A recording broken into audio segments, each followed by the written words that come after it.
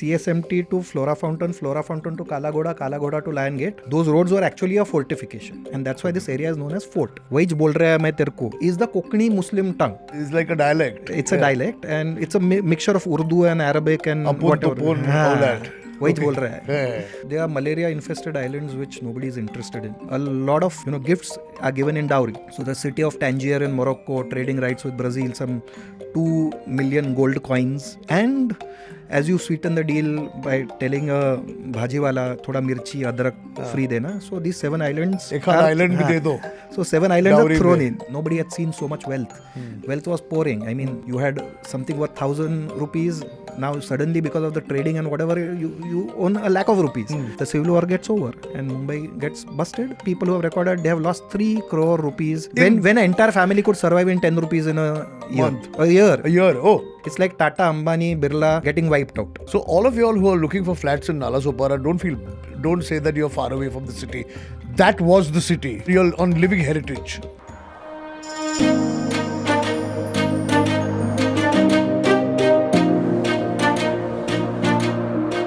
Hello and welcome to A Century of Stories India, brought to you by IDFC First Bank, always you first. I'm your host Kunal Vijayakar, and today we're doing something a little different. This is the beginning of a brand new format, a format we're really excited about, where we step away from our usual storytelling style and dive into free-flowing conversations with people who've spent their lives exploring, shaping, and documenting India's cultural journey. And to kick off this new chapter, we couldn't have asked for a better guest. In today's episode, we uncover the story of how Mumbai became the financial capital of India, with none other than heritage expert and city chronicler Bharat Gothoskar, founder of the famous Khaki Tours. Bharat, welcome to A Century of Stories podcast. Such a pleasure to be here. No, I'm very excited that you're here because this is my city. I love to discover new things about the city, and there is no better person to get the information from than you. So, while we are going to get into how Mumbai became the financial capital of India, tell us a little bit about your exploration, your interest in Mumbai, and how you became into this chronicler. Yeah, so I was always interested in history, but in India, everybody gets into the rat race. You are from a middle class family, and engineer bano, safer way of doing things, right? And so I'm not a trained historian. I don't claim to be a historian at all. Okay, I love documenting stuff, finding about the city, and make it relatable to common man. When you make it too scholarly, pedagogic, common man is not interested. Nobody's interested. Yeah. So how do you get stories to common man and make them proud about their own city? Because they know more about London, New York, Paris, New Delhi than they know about their own city. Correct. So just to show what is in their backyard in simple, memorable ways is what I do. And I call this heritage evangelism. Nice. I like that word. So let's start on the city that we all love. Yeah. I mean, you're also born in Yes, Mumbai. Very much. I also born in Mumbai, and we want to know more about this city. I know today it is considered as the financial hub of India. I don't know how far back we should go into the history, but common knowledge is that with the British formed Calcutta as their capital, and then at some point they moved Calcutta to Delhi, and then Bombay flourished. We've all heard stories about how the Portuguese owned Bombay and it was given away in dowry, etc., etc. But where does I must say Mumbai more than I should say Bombay, because today it's Mumbai. And we also realize that all the big institutions, which are our financial institutions, which is the Reserve Bank of India, the Bombay Stock Exchange, is all based out of the city. Yes. But where did it all begin? Where did this city or these 7 islands become important as a trading post or a financial hub? Yeah. So you have to realize it is always geography that creates history. Okay. Right? Whether, they always say the Maratha resistance wouldn't have been possible without the Sahyadris, the way they are. Okay. Right?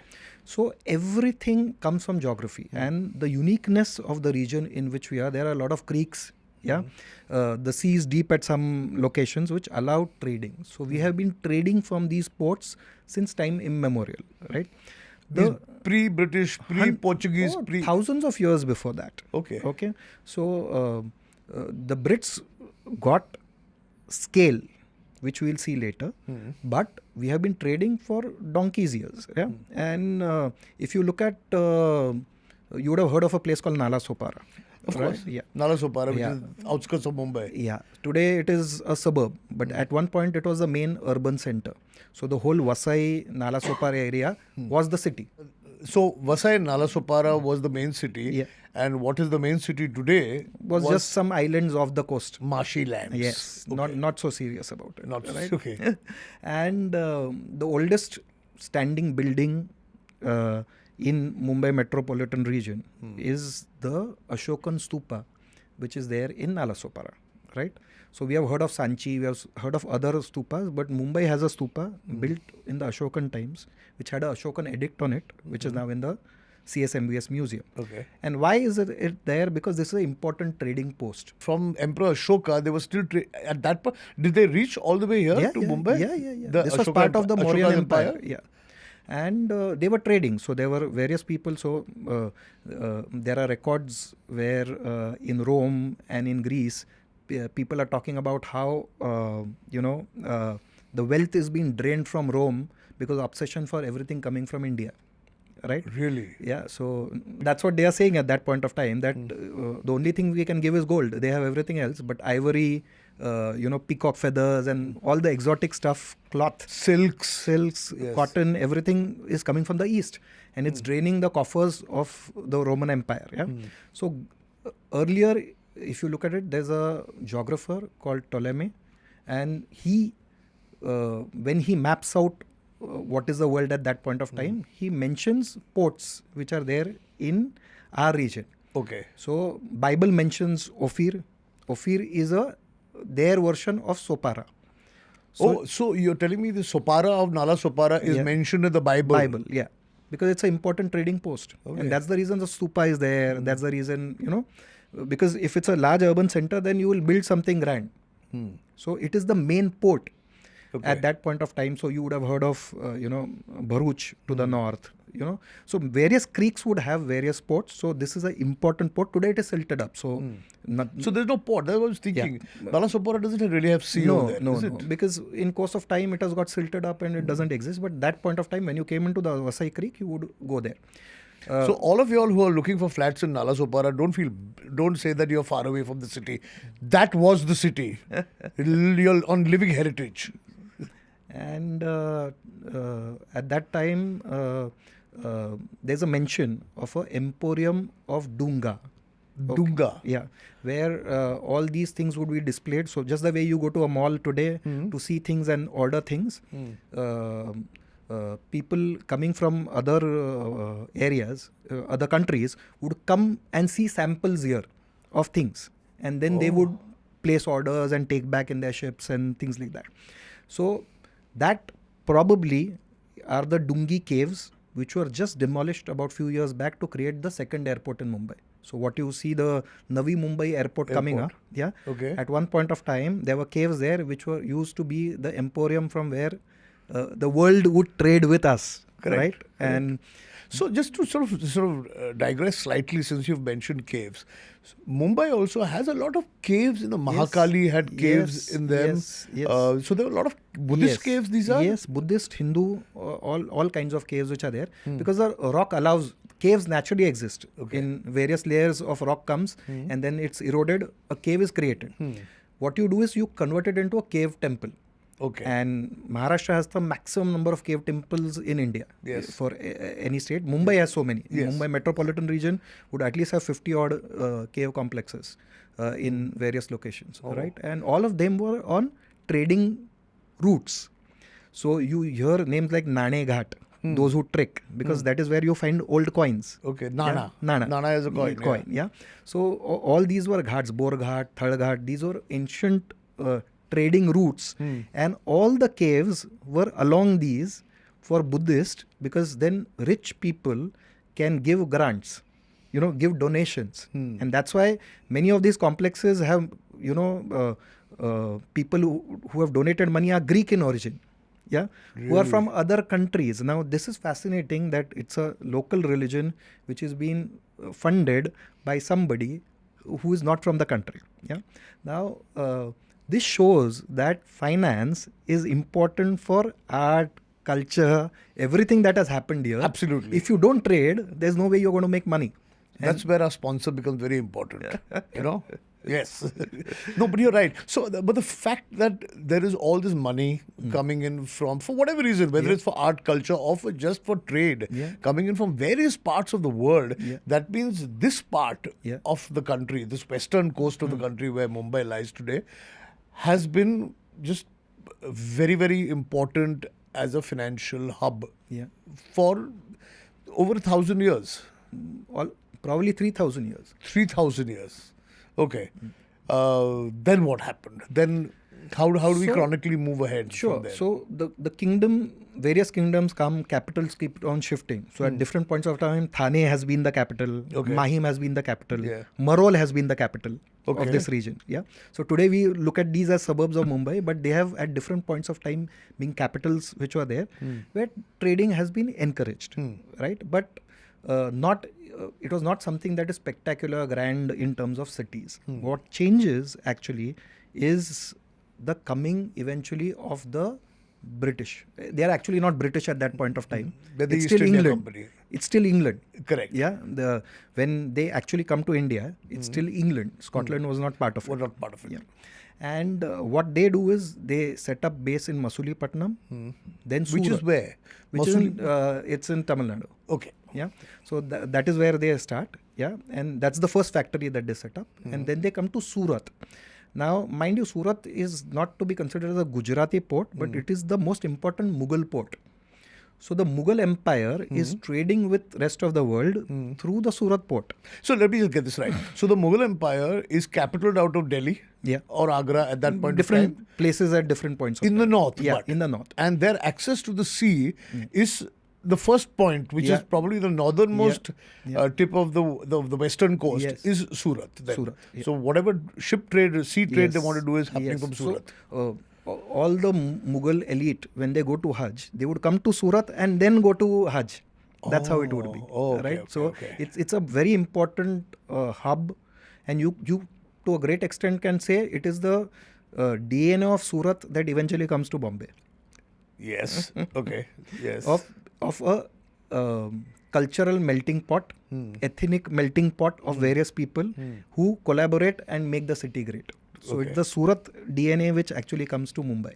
Okay. So we'll come to how all the communities move to Mumbai.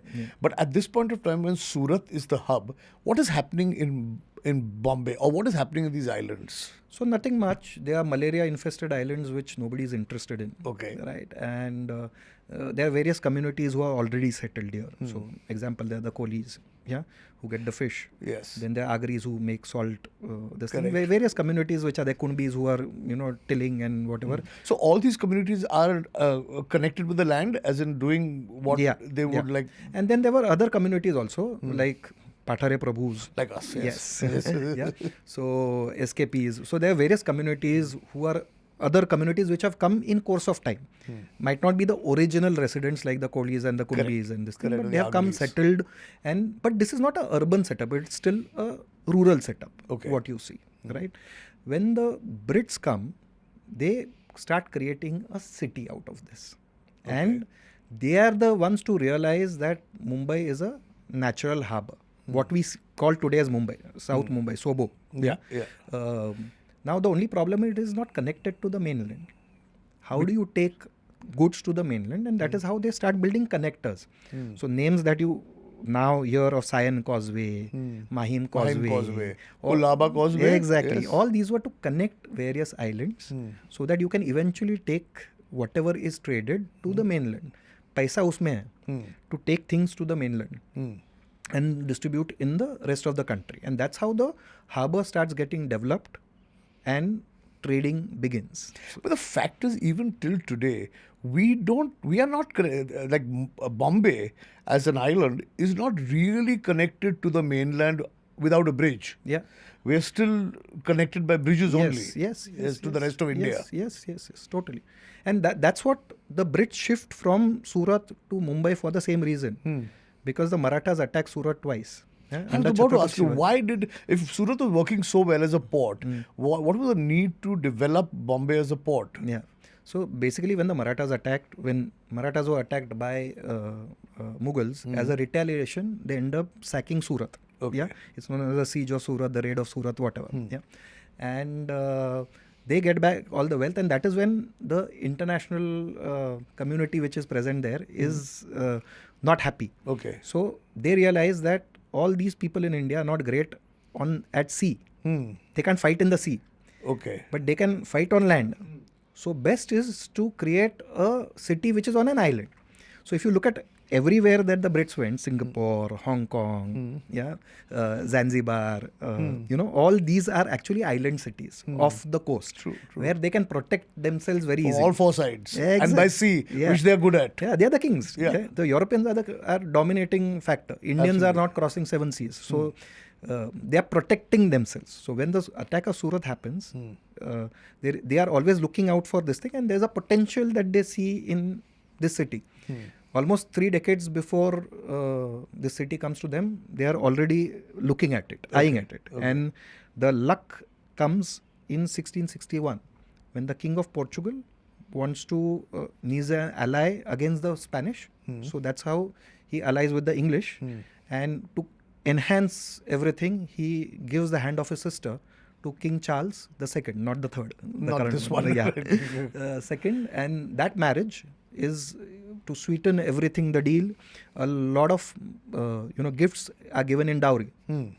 So the city of Tangier in Morocco, trading rights with Brazil, some 2 million gold coins. And as you sweeten the deal by telling a bhajiwala, thoda mirchi, adrak free dena. So these 7 islands. Island bhi de do. So 7 islands Dowry are thrown mein. in. Yeah. So, but then the Portuguese owned these islands at that point? Yes. Okay. So Goa is Dakshin Firangan or Southern Firangi land, and this is Northern Firangi land. Okay. Yeah. So from Mumbai right up till Daman Diu, this entire stretch of Northern Konkan is with the Portuguese. So let me just put a little timeline to this. So while the Mughals have Surat as their main trading port, these islands were already owned by the Portuguese. Yeah. Okay. So they had come down to Diu, Daman, Goa and Mumbai, Bombay and occupied all all this these Thane, Danu, all this were Portuguese. Palghar, all this area was under Vasai was the capital because it's main. Bassein. Yeah. Bassein was the capital. Okay. And at that point of time, they give away these islands which are not of importance. Unko chahiye, so it's given. De do.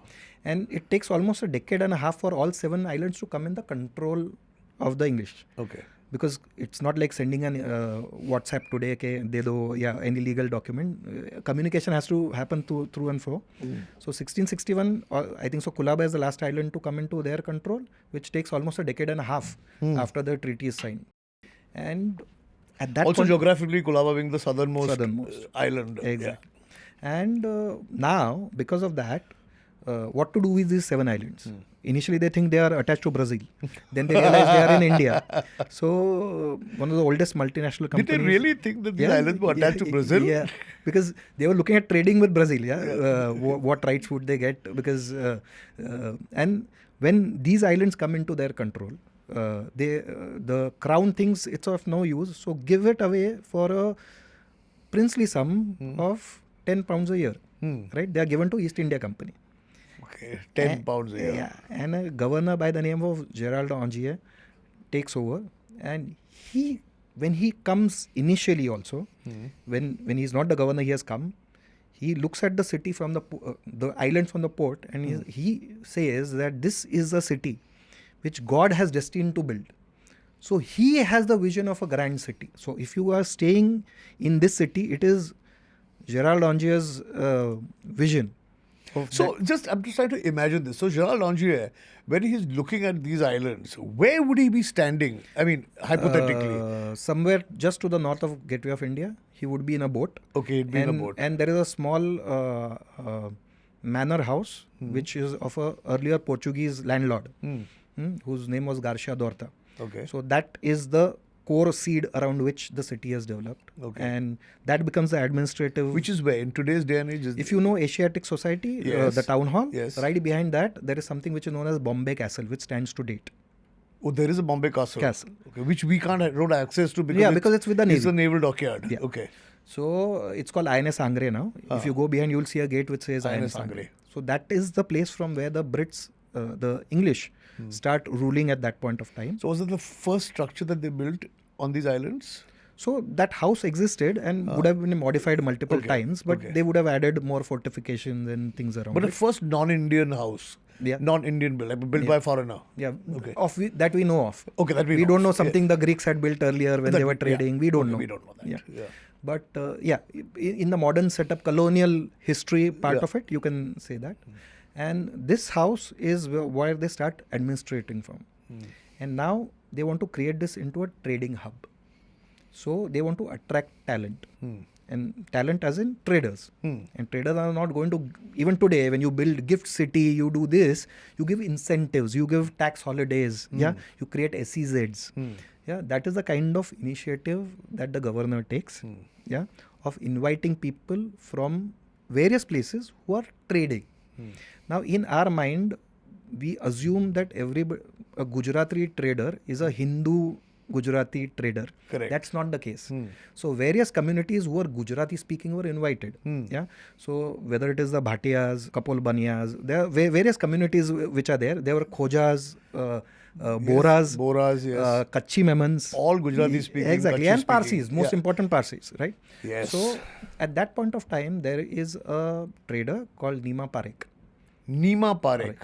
Okay. And he negotiates with the government here, asking for a lot of concessions. That Okay. if we have to come, then there will be no religious persecution the way the Portuguese used to do earlier. So we'll be allowed to practice our faith and nobody will interfere with it. Interfere. Yeah. That's important because that is now the DNA. Of all the conquerors, they want to come and Exactly. spread their own religion. Exactly. So here what happens is the city becomes like a haven for anybody who is persecuted somewhere. So centuries after that, people keep on coming. They are persecuted in other lands. They end up landing into this city as a safe haven. Right? So Bombay or Mumbai or Bombay, as it was known there, was the safe haven for all traders who could come here and practice their own religion, do what they wanted, and just freely, like a free trade zone. Yeah.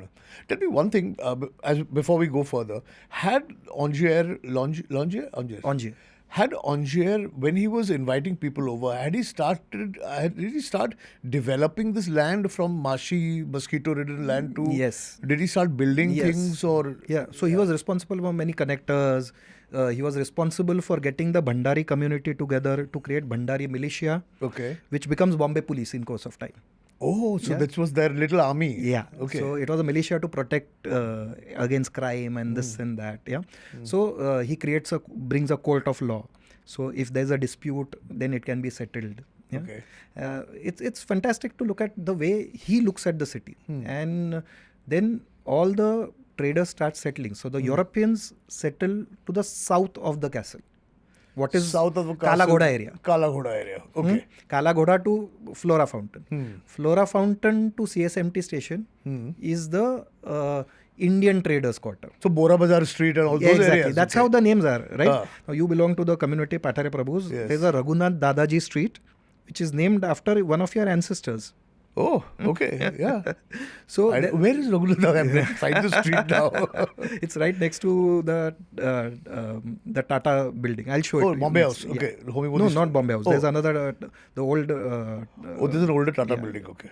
You take me there. Yeah, I'll take you there. So there are various communities, not non-Gujarati speaking also, like the Kokni Muslims, Correct. who come and settle here. Yeah? And they come from where? Murud, Janjira, that side? Or Even this Ratnagiri? entire area. Okay. From Kalyan southwards, Southwards. are Kokni Muslims. They come and settle. They are into trading. Yeah? And their language is what is Bombay. Waj bol raha hai main terko. Is the Kokni Muslim tongue. Is that so? Yeah. Because So- it's not clean Marathi. It's, it's like a dialect. It's a dialect, and it's a mixture of Urdu and Arabic and Apun, whatever. tupun, all that. Waj Okay. bol raha hai. Yeah. So that is a Kokni. So they are a dominant trading class at that point of time. Parsis come, Saraswat Brahmins from Goa, Daivadnya Brahmins or the goldsmiths from Maharashtra. Sonar. So Jagannath Shankar Shet, a Correct. very famous name. Yeah. So all these communities come and settle. So this town is a trader's town. Okay. And when they are afraid of attacks and all, they build a fort around it. So what we today see as CSMT to Flora Fountain to Kala Ghoda to Lion Gate, those roads were actually a fortification. And that's why this area is known as fort. And then on open area around it, in case anybody attacks, you can see. And beyond that, what you see from Metro to Crawford Market, beyond that is the native town. Those who cannot afford to stay inside the fort would live outside the will fort. live outside. So the property prices will be 10 times inside the fort as compared to staying, because you're protected. Yes, of course. Yeah. Of course. So that's why it's so safe. People are ready to pay. And since inception, everything is public-private partnership. So, sorry, just to get back. So, you've got this fort which is on this side, and then on the western coast, then there's the sea. So, the fort is... On the eastern coast. Sorry, on the eastern coast is just open sea, that means. So, they have fortification there too, but that is where the bandar is. Yeah. Okay. So, rest of the bandars are named Masjid, Madar, but this is the bandar. So, if you have seen old custom house, yes, that is the original custom house. Behind it is the original bandar of Bombay. So, that is what gives you wealth. Money is all coming from there. From because the sea, it is coming from the trading. sea. So, the fort, the Bombay fort, was then much bigger than all these small Mahim, Worli forts that we see today. Yes. It's almost half square kilometer in terms of... Half a square kilometer. Yeah. 1 kilometer long, half a kilometer wide. That's the... and it was flourishing with trade and finance at this point of time. So all that is happening here. And this is still the East India Company, or have the British government got into the picture? No, they come much later. It's 1857, after 1857. Okay. So for almost a period of 2 centuries, they are doing good. And East India Company is really minting money. Yeah, but this is also ran city. Okay. Because Calcutta, though Calcutta was established after Bombay, unlike what most people feel. Yeah. Oh, okay. Yeah, Calcutta was important because goods would be traded up the Ganga. You needed goods to be carried. You didn't have railways. Road transport was bad. So where did those goods come from? They came all the way from Europe? Yeah, Europe to Cape of Good Hope, which is South Africa, and then up the Indian Ocean, Bay of Bengal. There, they will be offloaded and taken on smaller boats up the Ganga. So basically, if a ship came from Europe, it was easier to get to Calcutta than to get to Mumbai. Equidistant. But Mumbai didn't have great rivers to take it up. Yeah, after Mumbai, what do you do? Exactly. Yeah. So Calcutta, the Ganga would... Okay. Yeah. So the population was in what we today know as the, the Gangetic Plains. Major population is there. So trading will happen there, right? So it allows you to get from Calcutta. So Calcutta becomes important. Correct. It grows faster. It becomes when there's substantial holding, it becomes the capital of British India. Yeah. Madras is also ahead of Bombay. Yes. Yeah. Yes. It will Both change on the later. East Coast. Yes. Yeah. It will change later. Yeah. Because of multiple things that happen. They are actually funding Bombay. From Calcutta and Madras. Yeah. Because this city didn't have a hinterland. While they could quickly expand by taking over Bengal, parts of Tamil Nadu. Here, because the Maratha Empire was still dominant, they couldn't cross beyond Mahim and Sion. So the Marathas ruled the rest of the land over there. Yes, they had already thrown away the Portuguese. So Bandra, Kurla, Chembur, what we see today was Maratha land. Correct. Yeah, only the 7 islands is where, and they were shit scared. Why are they fortifying? Because they are shit scared that these guys will come and attack us. The Marathas would take over their property as well. Exactly. So what they are doing is now focusing on giving more incentives, trading more. Once the Maratha Empire collapses, is when they suddenly get a hinterland, which then was the Bombay Presidency. And at that point of time, this is the time when the city will rise. Okay, because now they have a hinterland, their resources now. Yeah, they are not just a island. And the grand buildings that you see are going to come later because of cotton. So the Parsis bring in trade from China, and then cotton comes in. Yeah. So cotton, but where is this cotton being grown? So cotton is grown at 2 locations, Gujarat and Vidarbha.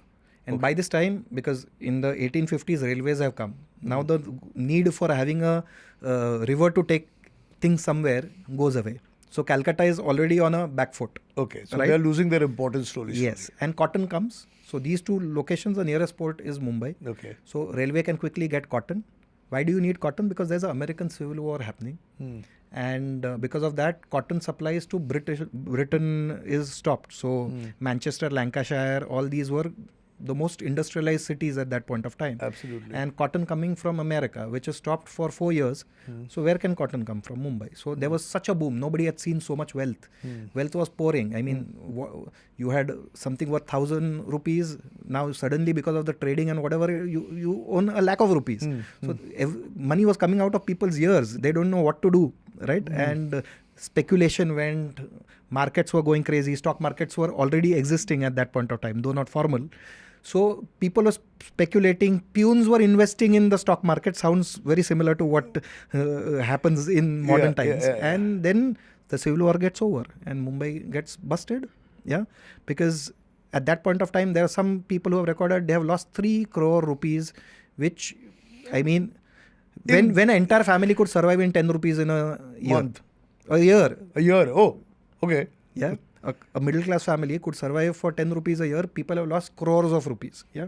It's like Tata, Ambani, Birla getting wiped out. Okay. Going bankrupt is what this city sees. Luckily for this city, Suez Canal opens. Now it's easier to come quicker through the Mediterranean Sea and the Red Sea. Instead of going all the way down the Cape of Good Hope. Exactly. And the best port when you come out of Suez in India is Mumbai. Railway network is developed. So they create what is known as a Bombay Port Trust. And without doubt, this becomes the most important port. Wealth pours into the city. So this is how the progress happens from shipbuilding and trading. Where the Wadiyas and all big shipbuilders. Exactly. So that's the transformation which happens. And that is what makes the city great, you know. So money comes in. Of course, when money comes in, where do you keep your money? Yeah. So banking comes in. So we've reached a point where the fort has been built, okay, but yet Calcutta is a major hub for British India. Yeah. Till such time as the Suez Canal opens, and then everything changes. Yes. Yeah, because it's now easy to get to Mumbai. Yeah. And So all this trading money is now invested in grand infrastructure. okay. So all these fancy buildings that you see on the Oval, the train station, all this is coming up. Taj Mahal, you know, all this is coming out of the money which has come because now the city is urbs prima in Indis. Okay. Yeah, the primary city of India. It is right. Okay. Sorry, Delhi walas, but we are.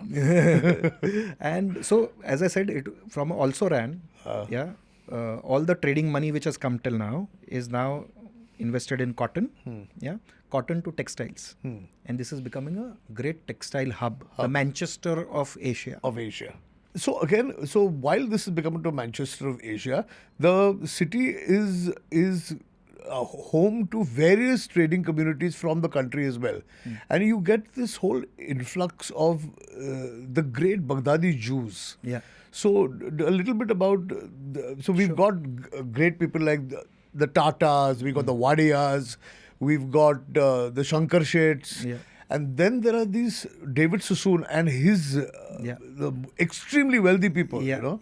So, why does David Sassoon come and decide to settle in India? Yeah. So as I said, this is a safe haven for people to come and anybody who's persecuted can come here. Yeah? Okay. As long as you're a trader. Yeah. Tum paisa lao. So true capitalism. Totally. Okay. And what would happen at that point of in the Middle East, Jews were being persecuted. Yeah. So they now need a new place. So they come to Bushehr, which is in Iran.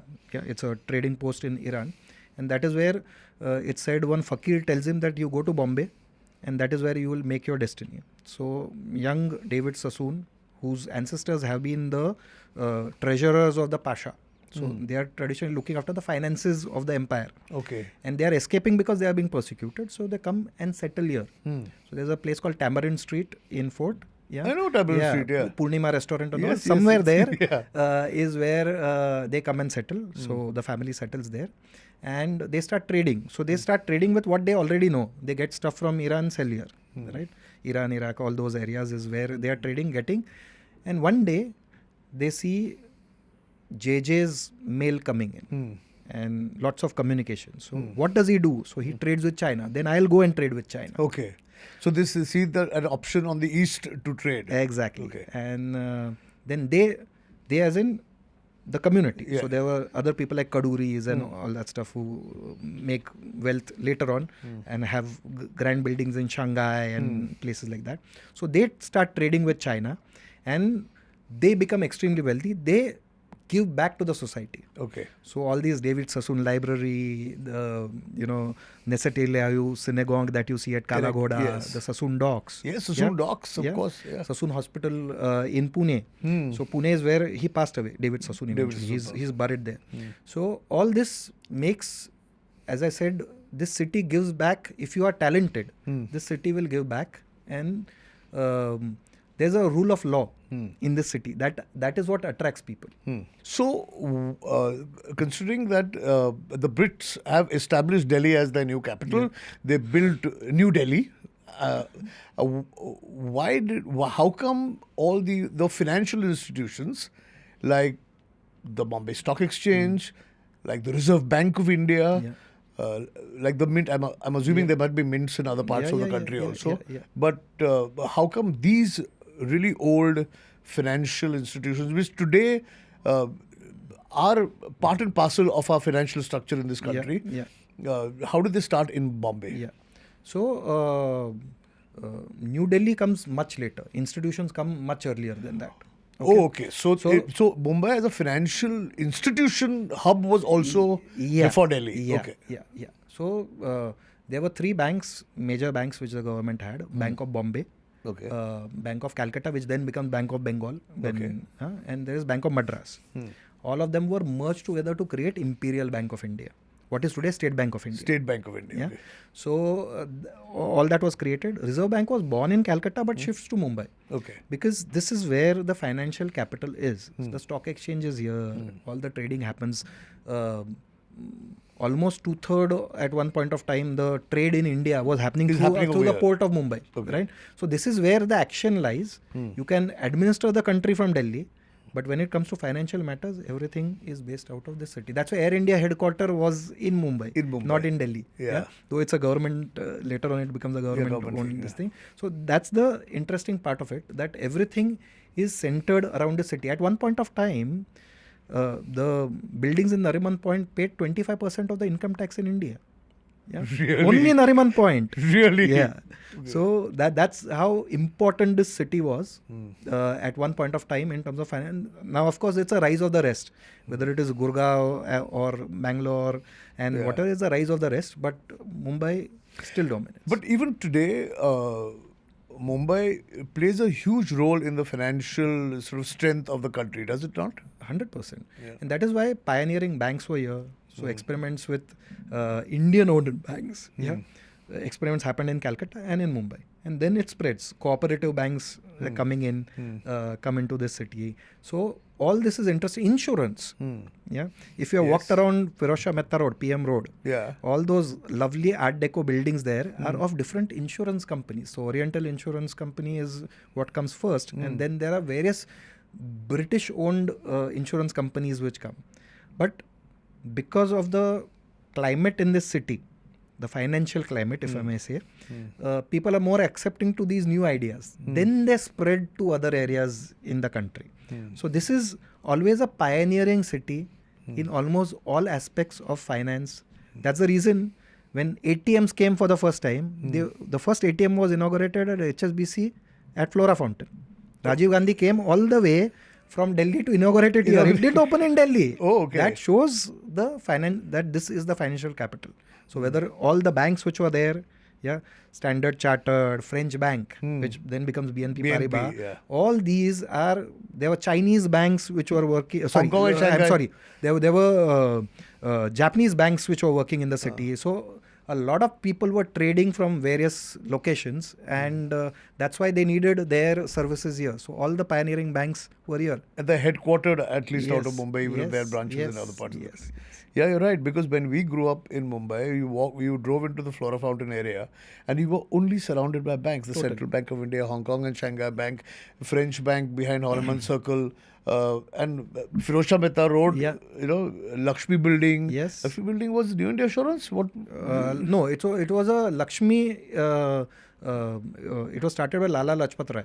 It was a company started by Lala Lajpat Rai, which had Really? equivalent Lakshmi buildings in Karachi and Lahore also. Really? Yeah. Okay. But most of these were insurance companies. New India Assurance, if you see, Yes. Bank of India. Yes. All these were Central Bank. Central Bank. All these were giants of banks. And that big State Bank of India building, exactly. which was the Imperial Which was the Bank. headquarters at one point of time. Yeah. Correct. So all this is very important. It modernizes in course of time. The action shifts to BKC. So the anchor tenant, as they say, for any new mall. So National Stock Exchange is a new stock exchange which is created, which becomes the anchor for BKC. Then other buildings, ICICI shifts there, Comes all around of it, them. yeah. So now that is the hub of all activity. Correct. Fort has lost his glamour, Shine a bit. yeah. But Although the Bombay Stock Exchange still stands still over there. stands there. Yeah. So that's the old Bombay and the new Mumbai. Yeah. BKC versus True. Fort is what you can clearly But see. just to sort of sum this up, so in a way, Mumbai still hasn't lost its importance as a financial Yeah. as the financial capital of this Yeah. country. Although we may not be paying as much tax as we used to in the old days, or Nariman Point is not paying 25% of Yes. tax like it used to in the old days. It still remains a fairly important part of Very much. Very our much. financial culture. Very much. And Yeah. I think so with the Mumbai 3.0 which is planned, I think so the city with infrastructure can revive again in terms can, of being... yeah. It still has the crown of the financial capital. We It shouldn't does. lose it either to Gurgaon or to Bangalore. No. Oh, Bangalore. You think Bangalore is the same?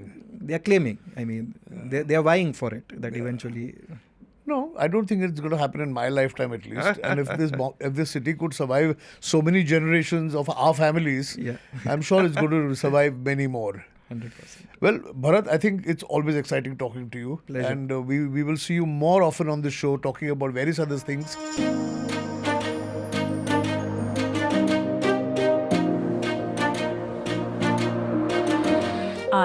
IVM